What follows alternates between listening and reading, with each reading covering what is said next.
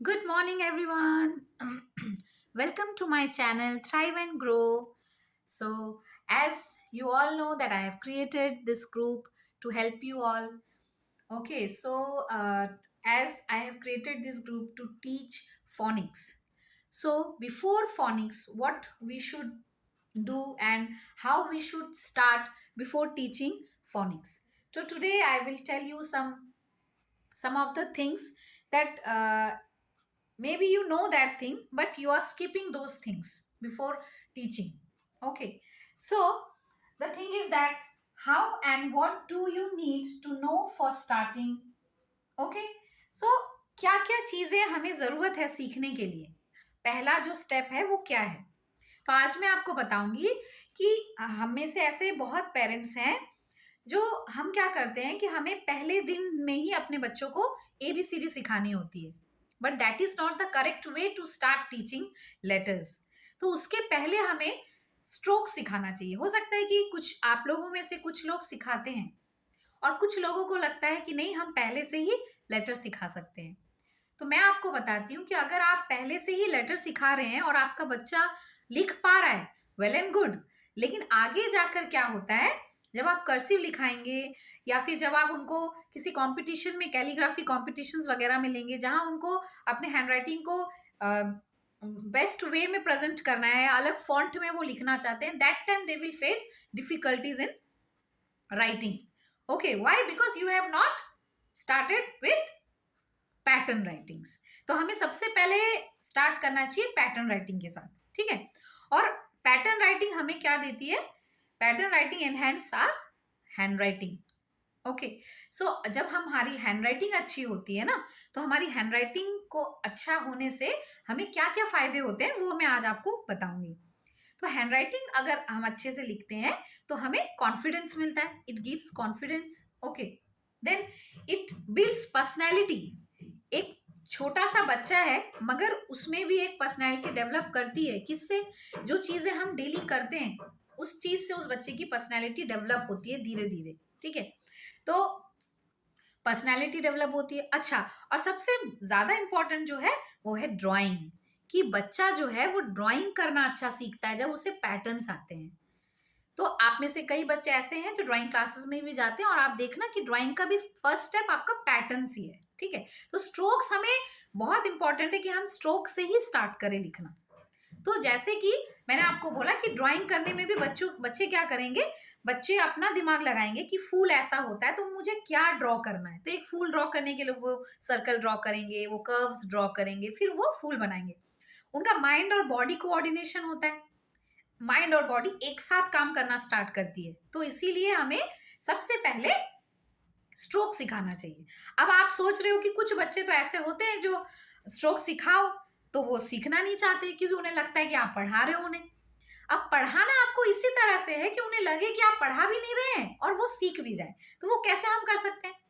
देखिए, कुछ कुछ चीजें होती हैं कि बच्चों को ना हमें अट्रैक्ट करना होता है, क्योंकि बच्चे जो है ना वो पढ़ना इज ऑलवेज बोरिंग। क्योंकि पढ़ने में इंटरेस्ट कुछ बच्चे ही ले सकते हैं, बाकियों को आपका इंटरेस्ट, उन्हें उनका इंटरेस्ट आपको क्रिएट करना है। तो हम क्रिएट कैसे करें? तो हमें कुछ मजेदार चीजें करनी चाहिए। अब मजेदार चीजों के लिए सोचिए कि आज आप उन्हें फर्स्ट स्टैंडिंग लाइन सिखाएंगे। अब आपको मैं दो तरीके से दिखा रही हूँ कि मैंने बोला चलो बेटा आ जाओ, आज हम आपको स्टैंडिंग लाइन सिखाएंगे। तो बच्चे क्या करते हैं कि स्टैंडिंग लाइन सिखाएंगे, ये क्या है, फिर मम्मी पढ़ा रही है। तो पढ़ाना नहीं है, हमें हमें कुछ सिखाना है जिससे बच्चे खुद ही सीख जाए, ठीक है।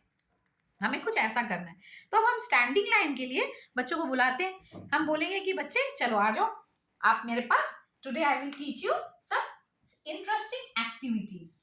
ओके, तो आपको पता है कि आप उन्हें स्टैंडिंग लाइन सिखा रहे हैं, लेकिन उन्हें पता है कि वो कुछ इंटरेस्टिंग सा करने वाले हैं। अब आप सोचिए, आप उनको ऐसा एक डॉल बना के दे रहे हैं, ठीक है।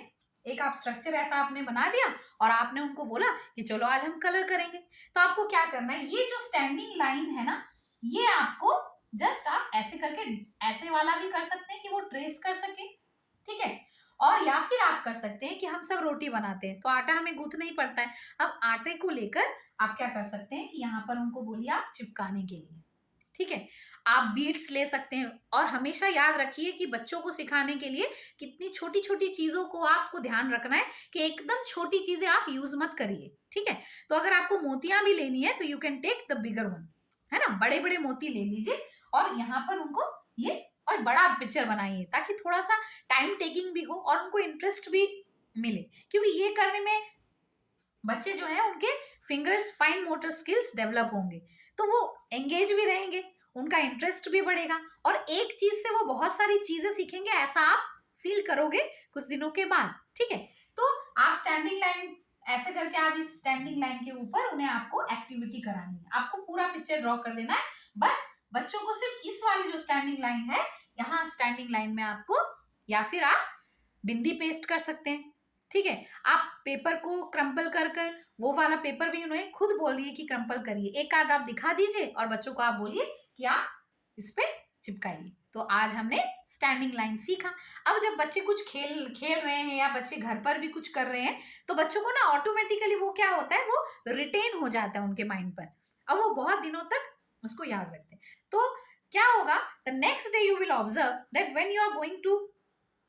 when you are going to start the another line, suppose sleeping line, you are going to start sleeping line the very next day, okay.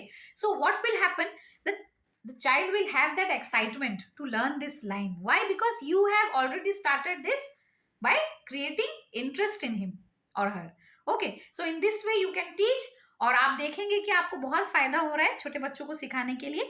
हाँ, हम फोनिक्स सीखेंगे, फोनिक्स हम स्टेप बाय स्टेप सीखेंगे, इसीलिए आज आपको मैंने सिर्फ हैंडराइटिंग के बारे में बताया कि हैंडराइटिंग जो है वो बच्चों को बहुत ज्यादा ही इंपॉर्टेंट है सिखाना, कि हमें एक एक बच्चे को अच्छे से स्टेप बाय स्टेप सिखाइए, देखिए बच्चे अच्छे से सीखेंगे। और कैसे पेंसिल को पकड़ना, ये भी एक बहुत इंपॉर्टेंट चीज है जिसका वीडियो मैं आपको कल बनाकर पोस्ट करूंगी, ठीक है। तो keep following my videos, thank you so much.